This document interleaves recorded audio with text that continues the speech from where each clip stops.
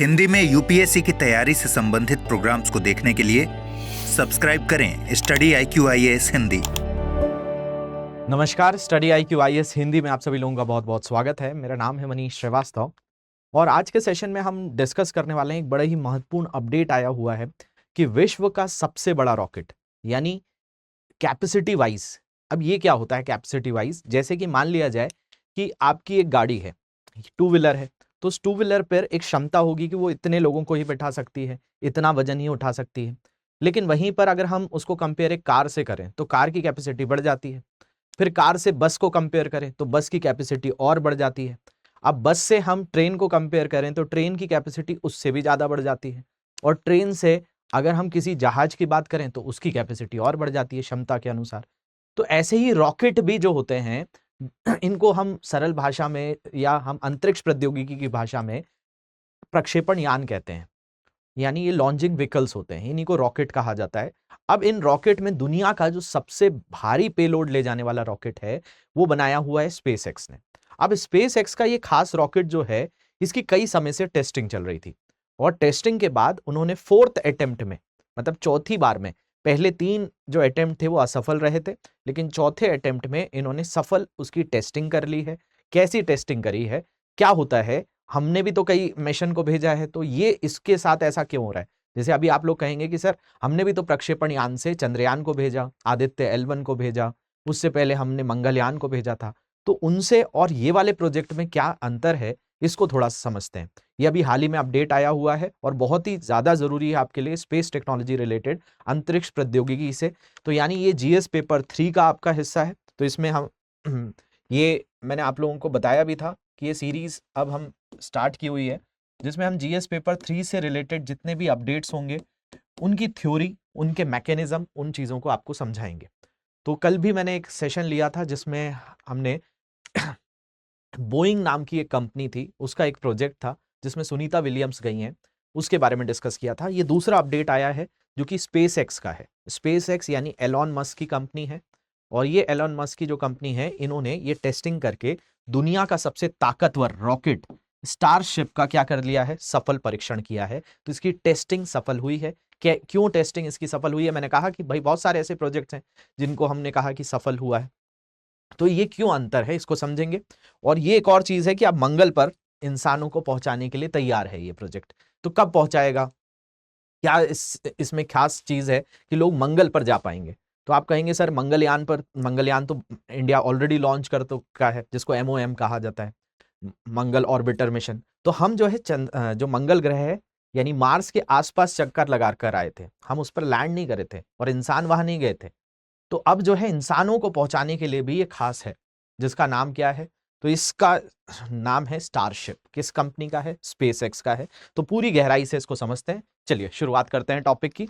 बहुत सारे आर्टिकल्स ने इस चीज को कवर किया हुआ है। यहां पर आप इंडियन एक्सप्रेस का एक आर्टिकल देखेंगे तो इसमें बताया है कि space x starship survives return to Earth, achieves demo landing on 4th test. इसके अलावा यहां पर एक ये रूटर्स का है, इसमें space x starship survives return to Earth, achieves landing on 4th try. इसके अलावा ये बिजनेस स्टैंडर्ड, ये रूटर्स का है, वो बिजनेस स्टैंडर्ड का है। ये सारी न्यूज़पेपर्स की अगर आप आर्टिकल्स को देखें तो space x starship survives return to earth, एसिस landing test on 4th try. अब देखिए यहां पर एक शब्द आ रहा है बार बार, 4th ट्राई। यहां पर भी आपको मिलेगा, ये क्या है, 4th ट्राई है। यहां पर भी 4th टेस्ट है। यानी क्या था, अब इसको एकदम सिलेवार तरीके से समझते हैं कि शुरुआत से कि क्या रहा ये प्रोजेक्ट, किस तरह का प्रोजेक्ट है और इसकी क्या खास क्षमता है।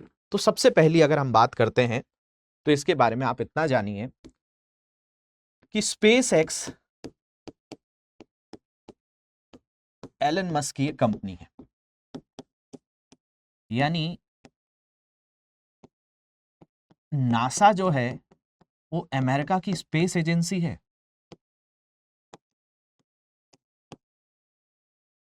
लेकिन स्पेस एक्स क्या हो गई, एक प्राइवेट कंपनी हो गई।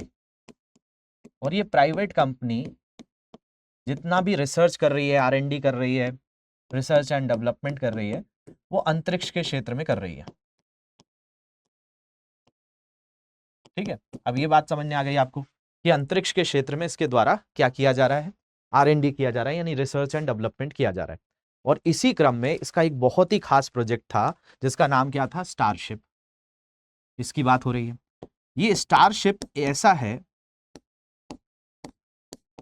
कि अभी क्या है, जैसे कि भारत के संदर्भ में बात करें तो हमारे पास भी रॉकेट्स हैं, हमारे पास भी रॉकेट हैं। हमने सबसे पहले SLV-3 को बनाया था, फिर हमारा ASLV आया, फिर हमारे पास PSLV आया, फिर हमने GSLV को डेवलप किया, और GSLV के बाद हमने GSLV Mk3 को किया। ये हमारे रॉकेट्स हैं। यानी हमें कोई उपग्रह को भेजना होता है कहां पर, अंतरिक्ष में, तो क्या करते हैं हम, यहां से रॉकेट के जरिए उसको भेजते हैं। तो रॉकेट जो है वो ऐसा समझने वाली बात है, ये सिर्फ क्या है, एक कैरियर है। कैरियर का मतलब जैसे कि आप लोग आजकल जोमैटो वगैरह है या कहीं से कोई ऑनलाइन शॉपिंग करते हो, तो जो डिलीवरी का काम होता है ना, वो डिलीवरी बॉय करता है कि जोमैटो पे आपने किसी रेस्टोरेंट से खाना ऑर्डर किया, तो उस जगह से उसने खाना लिया और आपके घर तक पहुंचा दिया। तो यही काम रॉकेट करते हैं कि रॉकेट जो है स्पेस स्टेशन में ले जाने के लिए, या आपके कई तरह के, जैसे हमारे यहाँ सतीश धवन स्पेस सेंटर है, सतीश धवन स्पेस सेंटर श्रीहरिकोटा से आपने एक सैटेलाइट ली, इस रॉकेट के ऊपर लगाई, और रॉकेट ने इसको स्पेस में पहुंचाया, और फिर वो वहां चला गया। रॉकेट में क्या होते हैं, जैसे हमारे पास GSLV Mk3 की बात करें, ये 3 चरण वाला है। इसमें पहले ठोस ईंधन जलेगा, फिर आपका तरल ईंधन जलेगा, फिर क्रायोजेनिक इंजन जले, जो क्रायोजेनिक ईंधन है वो जलेगा, इसके भाग धीरे धीरे अलग होते जाएंगे, और फाइनली ये अपने जो भी उपग्रह हैं उन सैटेलाइट्स को अपने गंतव्य तक पहुंचा देगा और ये नष्ट हो जाएगा। अब हमें कोई नया प्रोजेक्ट बनाना है तो क्या करना पड़ता है, फिर से नया रॉकेट बनाना पड़ता है। मतलब हमारे पास PSLV है, हमारे पास GSLV है, लेकिन हर बार हम इसी सेम टेक्नोलॉजी से उसको डेवलप करते हैं। तो फिर स्टारशिप क्या करेगा, स्टारशिप इतना सबसे जो ताकतवर है दुनिया का रॉकेट, इसके साथ खास बात यह है ये रीयूजेबल है, ये जाएगा और वापस से पृथ्वी पर लैंड कर जाएगा। तो ये कर रहा था ऐसा ट्राई, कितने बार इसने अटेम्प्ट किया, कितने बार इसने ट्राई किया, तो 3 बार किया, 3 बार असफल रहा, और चौथी बार में ये सफल हुआ है। तो यही खास चीज है इस प्रोजेक्ट की कि भाई ये जो स्पेस एक्स का स्टारशिप है ये सरवाइव कर गया, ये बच गया। 3 अटेम्प्ट तो उसके फेल रहे, चौथे अटेम्प्ट में सरवाइव कर गया और पृथ्वी पर हिंद महासागर में इसने सेफ लैंडिंग कर ली। ये खास चीज है। और इसने क्या किया है, डेमो लैंडिंग, मतलब अभी तो ये डेमो है, अभी ये कोई प्रोजेक्ट नहीं था, अभी तो टेस्टिंग के दौर पे था। तो ये डेमो लैंडिंग 4th टेस्ट पे हुई है। यही चीज यहां पर बिजनेस स्टैंडर्ड के आर्टिकल में आप देखेंगे तो ये कह रहा है कि स्पेस से X starship survives return to Earth, ये पृथ्वी पर मतलब अंतरिक्ष में गया, अंतरिक्ष से वापस पृथ्वी पर आया और इसकी सेफ लैंडिंग हुई। थोड़ी बहुत हानि हुई है जैसा कि एलन मस्क ने ट्वीट करके बताया था, लेकिन ये एक सफल तौर पर परीक्षण रहा है और इससे नासा की भी शक्ति बढ़ेगी, क्योंकि नासा कई प्रोजेक्ट्स के लिए स्पेस एक्स को दे देता है कई प्रोजेक्ट्स। जैसे अभी मैंने कल आपको बोइंग वाला बताया था, तो बोइंग में मैंने आपको बताया था कि नासा ने ही इंटरनेशनल स्पेस स्टेशन जाने के लिए 2 कंपनीज को कॉन्ट्रैक्ट दिया था, उसमें स्पेस एक्स को भी दिया था, और स्पेस एक्स ने ड्रैगन नाम का ये अंतरिक्षयान बनाया था, और बोइंग ने स्टारलाइनर बनाया है। तो नासा अलग अलग चीजों में प्राइवेट कंपनीज को प्रोजेक्ट देती रहती है।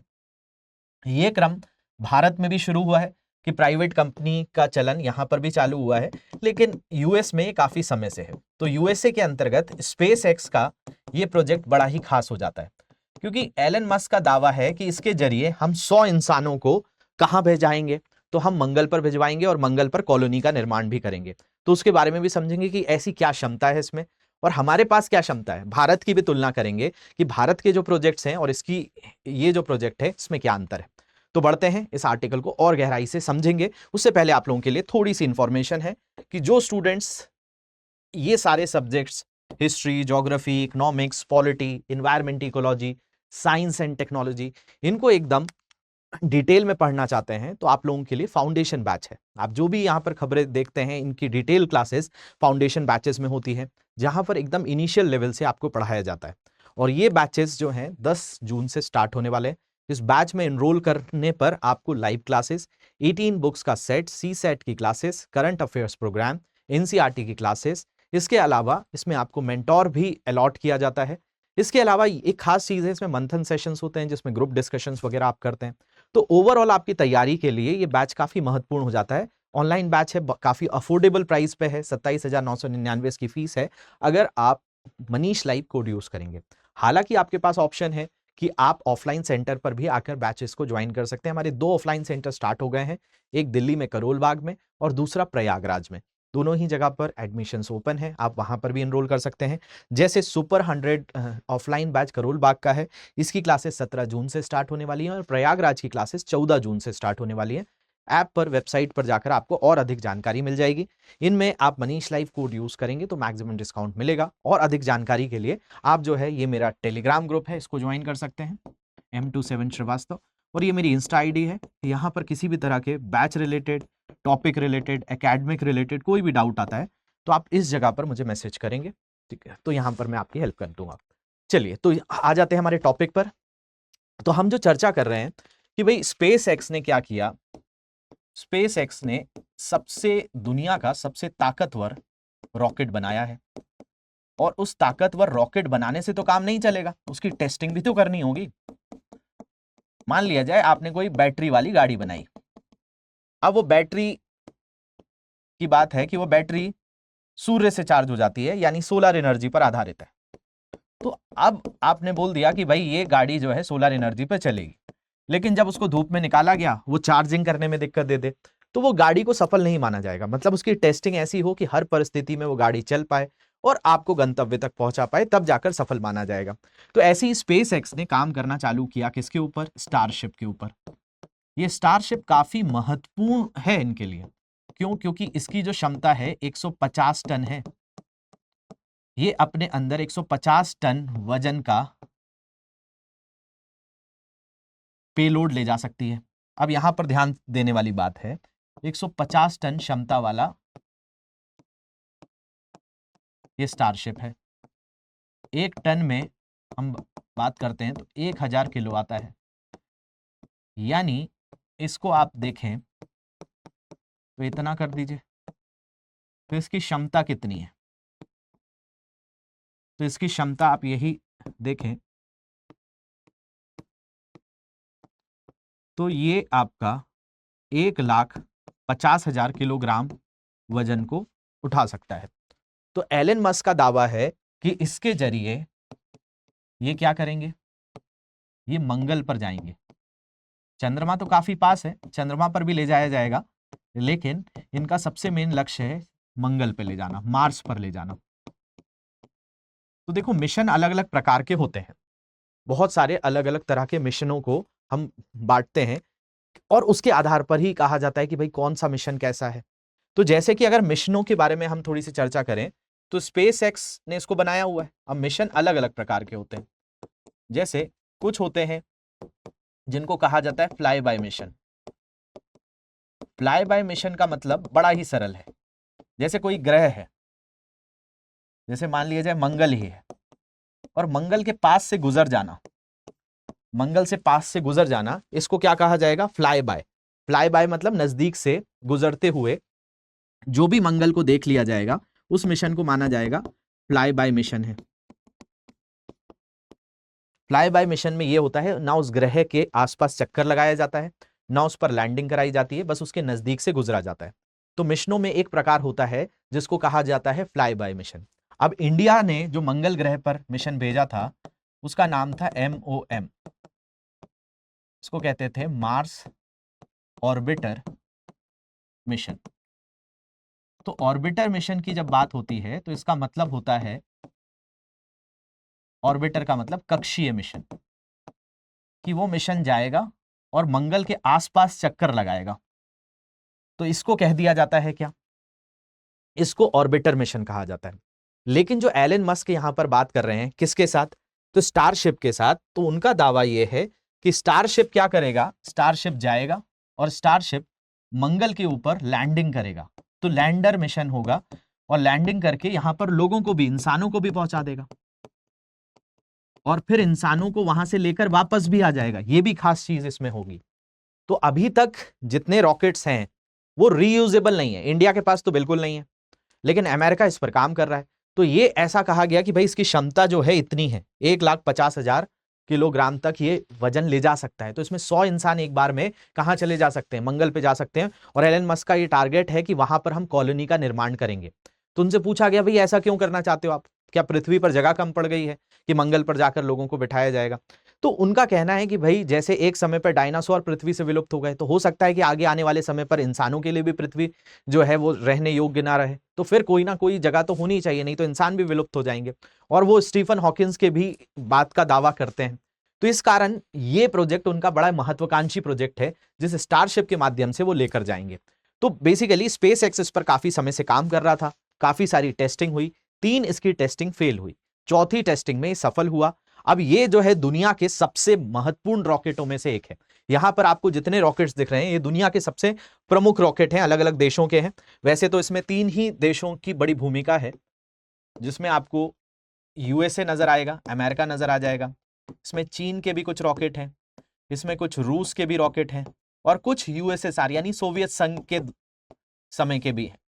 तो ताकतवर रॉकेटों में, स्ट्रॉन्गेस्ट रॉकेट्स में इनकी श्रेणी आती है। जैसे यहां पर आपको सबसे पहले दिख रहा होगा एनर्जिया है। ये जो एनर्जिया है, ये एनर्जिया कितना टन ले जा सकता है, 100 टन वजन ले जा सकता है। और ये जो है ये किसका है, यूएसएसआर का है। ये सबसे छोटा जो आपको यहां नजर आ रहा है। मैं आपको भारत के रॉकेट भी बताऊंगा हमारे पास क्या है, उनकी क्षमता कितनी है। फाल्कन हेवी की बात करें तो फाल्कन हेवी जो है ये अमेरिका का है और इसकी क्षमता 63 टन के आसपास है। ये फिर येनीसाई है, येनीसाई जो है ये रूस का है और इसकी क्षमता 103 टन है। इसके बाद ये लॉन्ग मार्च 9 लिखा है, ये चीन का है। चीन के पास जो क्षमता है ले जाने की वो है 140 टन। इसके बाद SLS ब्लॉक 1 की बात करें तो ये अमेरिका का है और इसकी क्षमता है लगभग 100 टन के आसपास, 98.1 या 95 टन के आसपास इसकी क्षमता है, 95 लिख लेंगे। फिर N1 रॉकेट है, यही सोवियत संघ का है, यूएसएसआर का है और इसकी क्षमता भी 95 टन ही है। फिर सैटर्न 5 शनि 5 ये यूएसए का है और इसकी क्षमता 140 टन है। इसके अलावा SLS ब्लॉक 2 कार्गो ये भी किसका है, अमेरिका का है और इसकी क्षमता 130 टन है। और सबसे आगे है स्टारशिप, तो इसलिए ये प्रमुख हो जाता है। मैंने आपको जितने बताए इनकी क्षमता के अनुसार सबसे आगे कौन खड़ा दिख रहा है आपको, स्टारशिप दिख रहा है। अगर भारत के संदर्भ में बात करें तो हमारा सबसे भारी रॉकेट जो है वो कौन सा है, GSLV MK3 है, जिसको LVM-3 भी कहा जाता है। इसका एक नाम आपको LVM-3 मिलेगा। इसकी क्षमता की बात करें तो इसकी क्षमता है 4 टन। मतलब अगर इस पृथ्वी से 36,000 किलोमीटर ऊपर जाना है तो ये 4 टन वजन को ले जाएगा। और इसकी क्षमता देखिए कितनी है, इसकी क्षमता है 150 टन। तो समझ पा रहे होंगे आप कितना अंतर है इसमें और भारत के सबसे स्ट्रॉन्गेस्ट रॉकेट में। हमने सबसे पहले SLV-3 बनाया था, इसकी क्षमता सिर्फ 40 किलो हुआ करती थी। फिर यहां पर 140 किलो के आसपास हमने क्षमता का विकास किया। फिर ये 1750 किलोग्राम तक ले जा सकता है। इसके अलावा ये जो है 2250 किलोग्राम तक और इसकी क्षमता है 4000 किलोग्राम तक, जब बहुत दूर ले जाना हो। अगर पृथ्वी के नजदीक ले जाना हो तो ज्यादा से ज्यादा ये 8000 किलो तक ले जा सकता है। मतलब इसकी अधिकतम क्षमता पृथ्वी से 500 किलोमीटर से लेकर 2000 किलोमीटर तक जाने में हम देखेंगे तो इसकी क्षमता सिर्फ कितनी है, 8 टन है और बहुत दूर ले जाने में 4 टन है। लेकिन आपका जो स्टारशिप है इसकी क्षमता 150 टन है। तो आप समझ पा रहे होंगे कि ये क्यों इतना महत्वपूर्ण है। और इसके बनने पर, इसकी टेस्टिंग सफल होने पर यह माना जा रहा है कि भाई ये जो मिशन है इसके द्वारा, इस रॉकेट के द्वारा बार बार लोगों को पृथ्वी से अंतरिक्ष में और अंतरिक्ष से वापस लाने के लिए भी आसान हो जाएगा। हमारे साथ क्या है, इसको एक बार लॉन्च किया जाता है और इसको एक बार लॉन्च करने के बाद फिर नया बनाना पड़ता है, क्योंकि अगली बार कोई काम का ही नहीं रहता, ये नष्ट हो जाता है। आप इसरो की वेबसाइट पर जाइएगा और PSLV में देखिएगा PSLV ने कितने प्रोजेक्ट लॉन्च किए, तो 60 के आसपास वहां पर प्रोजेक्ट्स आपको देखने मिलेंगे। तो हम 60 बार PSLV को नया बना चुके हैं। हम जब कोई नया प्रोजेक्ट भेजना होता है, कोई सैटेलाइट भेजनी होती है तो फिर नया बनाते हैं। तो इसी क्रम में ये बनता रहता है, लेकिन ये रीयूजेबल है, इसलिए बड़ा खास है। इसकी अगर हम बात करें तो क्षमता मैंने आपको बताई है स्टारशिप की 1,50,000 kg ले जा सकता है। जो हमारा 8000 किलो सबसे ज्यादा है, वो भी लो अर्थ ऑर्बिट में, निम्न पृथ्वी कक्षा में। जब पृथ्वी से 36,000 किलोमीटर दूर ले जाना है तो वो क्षमता सिर्फ 4000 किलो हो जाती है, 4 टन। तो ये बहुत अत्याधिक है। SLS ब्लॉक और स्पेस शटल ये आपको 29,000 किलोग्राम है, ये 63,800 किलोग्राम है, ये 95,000 है, ये 1,18,000 है। तो उस हिसाब से स्टारशिप बहुत स्ट्रांग है। आप समझ पा रहे होंगे कितना स्ट्रांग है, मैंने आपको कंपेयर करके भी बताया है। तो स्टारशिप का क्या हुआ है, टेस्ट कामयाब हो गया है और इस टेस्ट के कामयाब होने से चांद और मंगल मिशन के लिए बने दुनिया के सबसे ताकतवर स्टारशिप, व्हीकल का नाम क्या है, स्टारशिप, चौथे टेस्ट में सक्सेसफुल रहा है। ये 4th ट्राई में सक्सेसफुल रहा है। इसे जो भेजा गया था अमेरिका के टेक्सास से भेजा गया था, तारीख थी 7 जून के बोका चिका से शाम 6:20 बजे इसे लॉन्च किया गया था और इसकी जो लैंडिंग हुई वो हिंद महासागर में हुई है, इंडियन ओशन में हुई है। इसमें स्टारशिप को स्पेस में ले जाने के बाद वापस पृथ्वी पर लाया गया और हिंद महासागर में कामयाब क्या कराई गई, लैंडिंग कराई गई थी। इस बार के टेस्ट का मेन गोल यह देखना था कि स्टारशिप पृथ्वी के वातावरण में एंट्री के दौरान सरवाइव कर पाता है कि नहीं, और ये सरवाइव कर गया। तो ये रिकॉर्ड बना लिया स्पेसएक्स ने कि रीयूजेबल भी है और इतनी ज्यादा क्षमता का है, और इससे जो है पूरा का पूरा यहां पर गेम चेंज हो जाता है स्पेस इंडस्ट्री के अंतर्गत। जो एलन मस्क इतने समय से ट्राई कर रहे थे वो उसमें सफल हो गए हैं, क्योंकि ये क्या है, पूरी तरह से रीयूजेबल है। आप इसको बार बार प्रयोग कर सकते हैं। जैसे हमारी घर में गाड़ियां होती हैं, तो हम कहीं गए और जाने के बाद ऐसा तो नहीं है वो गाड़ी कोई काम की नहीं रहती, वहां से वापस घर आने के लिए भी रहता है। लेकिन स्पेस में ऐसा इंडिया के पास नहीं है। इंडिया का कोई भी प्रोजेक्ट जाएगा तो भाई वो रॉकेट जो है रीयूजेबल नहीं होता है, फिर हमें नया बनाना होता है। तो दुनिया के दूसरे सबसे अमीर कारोबारी एलन मस्क की कंपनी स्पेसएक्स ने इस रॉकेट को बनाया है। और स्टारशिप स्पेस क्राफ्ट की बात करें, सुपर हैवी बूस्टर को कलेक्टिवली स्टारशिप कहा जाता है। इस व्हीकल की ऊंचाई 397 फीट है। ये पूरी तरह से रीयूजेबल है, इसको बार बार प्रयोग किया जा सकता है और 150 मीट्रिक टन भार ले जाने में इसकी क्षमता है। तो 150 मीट्रिक टन, यानी वही बात की जा रही है 1,50,000 किलोग्राम, यानी 100 व्यक्तियों को भी एक साथ ले जा सकता है। तो स्टारशिप सिस्टम 100 लोगों को एक साथ मंगल ग्रह पर ले जा सकेगा। अब बात वही आ जाती है कि भाई एलन मस्क को ऐसा क्या है कि भाई मंगल पर ले जाना। तो मंगल पर ले जाने की बात यह है कि भाई पृथ्वी से मंगल पर ले जाया जाएगा और फिर वापस भी यहां पर पहुंचा दिया जाएगा। उसका कारण उन्होंने कहा कि भाई एक समय पर हो सकता है कि भाई पृथ्वी पर मानव रहने योग्य नहीं रहा है, जैसे डायनासोर की बात की जाती है, तो वो भी एक तर्क है। दूसरी अगर हम बात करें तो स्पेसशिप इंसानों को मंगल ग्रह पर पहुंचा देगा, ये उनका दावा है। किसके अनुसार? ये लॉन्चिंग इसलिए अहम है क्योंकि स्पेसशिप इंसानों को इंटरप्लेनेटरी बनाएगा। इंटरप्लेनेटरी मतलब एक ग्रह से निकलकर दूसरे ग्रह।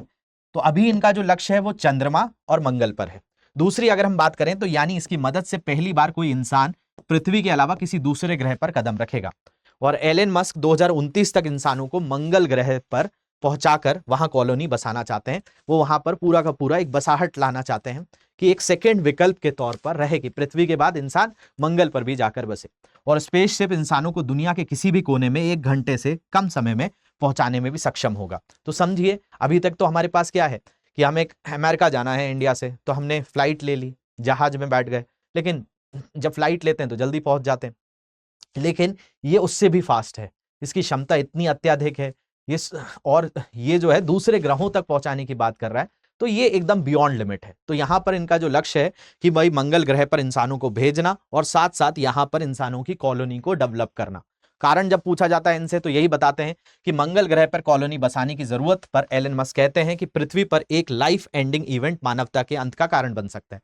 जैसे अभी कोविड आया था, तो कोविड आने पर ऐसा तो हुआ, ये महामारी थी, इससे काफी लोग प्रभावित हुए, लेकिन ये ऐसा इवेंट नहीं था कि जिसने पूरी मानव सभ्यता को ही समाप्त करके रख दिया। लेकिन इनका कहना है कि भाई पृथ्वी पर कभी ना कभी कुछ ऐसा इवेंट होगा, ऐसी घटना होगी जो कि क्या होगी, लाइफ एंडिंग इवेंट होगा, जो पूरी जीवन को तबाह करके रख देगा। लेकिन अगर हम मंगल ग्रह पर अपना बेस बना लेंगे तो मानवता वहां भी जीवित रह सकती है। करोड़ों साल पहले पृथ्वी पर उनका कहना है डायनासोर का भी अंत एक लाइफ एंडिंग इवेंट के कारण ही हुआ। तो यही चीज मानवों के साथ होगी, तो हमारे पास कोई ना कोई विकल्प होगा। इसके अलावा स्टीफन हॉकिंस की भी बात करें तो स्टीफन हॉकिंस ने 2017 में कहा था कि अगर इंसानों को सरवाइव करना है तो उन्हें 100 साल के भीतर विस्तार करना होगा। तो इस क्रम में जो स्पेसएक्स ने यहां पर स्टारशिप जो डेवलप किया है वो उसी क्रम का एक माना जा रहा है, और इस पर 2029 के बाद ये मंगल पर भेजना भी प्रारंभ कर देंगे। लेकिन ये टेस्टिंग दौर सफल हुआ है, इसके बारे में यहां पर मैंने आपको बताया है। तो आशा करता हूं ये चीज आपको समझने आई होगी। इसके अलावा हम साइंस एंड टेक्नोलॉजी की बात करें तो ये जो टॉपिक है विशेष तौर पर आपका जीएस पेपर 3 का हिस्सा है। जीएस पेपर 3 का अगर आप सिलेबस उठाकर देखेंगे तो इसमें वैसे आपको 5 सब्जेक्ट है, लेकिन इसमें एक सब्जेक्ट प्रौद्योगिकी भी है, जिसको टेक्नोलॉजी कहा जाता है। इसके अलावा इसी वाले पार्ट में आपका अर्थव्यवस्था भी आ जाता है, इसी में आपका पर्यावरण एवं पारिस्थितिकी भी आ जाता है, इसी में आपका आपदा प्रबंधन भी है, और इसी में आपका आंतरिक सुरक्षा भी है। ये 5 सब्जेक्ट जीएस पेपर 3 में दिए हैं। Economics, environment ecology, disaster management और इंटरनल सिक्योरिटी। तो जीएस पेपर 3 वैसे काफी स्कोरिंग है और थोड़ा सा डायनामिक है। ये एक ऐसा सब्जेक्ट है जिसमें बहुत सारे अपडेट्स आते रहते हैं, तो इसलिए आपको इस पे करंट पर भी अपडेट होना जरूरी है। तो टेक्नोलॉजी वाले पार्ट में आपकी अलग अलग टेक्नोलॉजीज आपके सिलेबस में है। तो ये जो हमने टॉपिक आज डिस्कस किया है ये स्पेस टेक्नोलॉजी से रिलेटेड है। तो इंडिया का कंपैरिजन आ सकता है आपको कि भाई भारत की तुलना की जाए कि भारत के पास जो प्रोजेक्ट्स हैं उनकी तुलना जब हम चीन से, अमेरिका से, यूएसएसआर से करें तो वो किस स्तर पर देखने मिलती है। तो इसके लिए एटलीस्ट इन चीज़ों के बारे में आपको बेसिक नॉलेज होगा। तो ऐसे हम कई टॉपिक्स आपको लगातार देखते रहेंगे। तो ये सीरीज आपको कैसी लग रही है एक बार मुझे कमेंट सेक्शन में जरूर बताइएगा। इसके अलावा आपको डिटेल में इस जीएस पेपर 3 को कवर करना है तो आप हमारे बैचेस का भी हिस्सा बन सकते हैं। वैसे तो वहां पर सारे जीएस के पेपर जीएस 1, 2, 3 एंड 4 इन सारी चीज़ों को कवर कराया जाता है। एसए का आपको प्रिपेयर करवाया जाता है, सी सेट की क्लासेस, करंट अफेयर्स प्रोग्राम, ये सारी चीज़ें आपको ऑनलाइन बैच में और ऑफलाइन बैचेस में भी मिलती है। ऑनलाइन बैच हिंदी माध्यम के लिए 10 जून से शाम 6 बजे स्टार्ट हो जाएगा। इसमें 18 बुक्स का सेट भी आपके घर डिलीवर होगा। इसकी फीस 27,999 रहेगी। मेरा कोड है मनीष लाइव, इसको आप यूज करेंगे तो आपको मैक्सिमम बेनिफिट होगा, मैक्सिमम डिस्काउंट मिलेगा। और भी कोई तरह की इंफॉर्मेशन चाहिए होंगी तो ये मेरे सोशल मीडिया हैंडल्स हैं, यहाँ पर आकर आप क्वेश्चंस को पुट कर सकते हैं। लेक्चर जो मैं पढ़ाता हूँ इसकी पीडीएफ आपको टेलीग्राम ग्रुप से, और बाकी कोई भी क्वेश्चन आता है तो मनीष श्रीवास्तव जीएस ये मेरी इंस्टा आईडी है, इस पर जाकर आप क्वेश्चंस को भेज देंगे तो वहां पर मैं आपके आंसर्स कर पाऊंगा। तो आशा करता हूँ चीज़ें आप लोगों को क्लास के सेशन में समझ नहीं आई होंगी। अगर सेशन अच्छा लगता है तो लाइक एंड कमेंट करके मुझे ज़रूर बताएंगे आप लोग। मिलते हैं किसी अगले सत्र में किसी नए टॉपिक के साथ। Thank you very much for watching this. Have a great day. Hindi में यूपीएससी की तैयारी से संबंधित प्रोग्राम्स को देखने के लिए सब्सक्राइब करें स्टडी IQ IAS हिंदी।